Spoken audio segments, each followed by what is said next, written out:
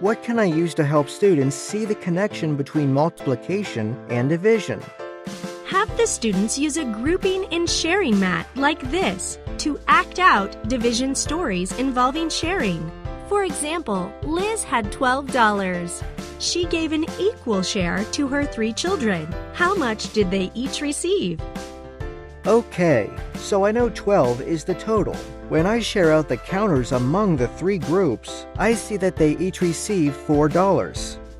Yes, the mat helps students to visualize and model sharing division. But how does this connect to multiplication? Turn the mat around and use it again to combine the equal groups to make a total.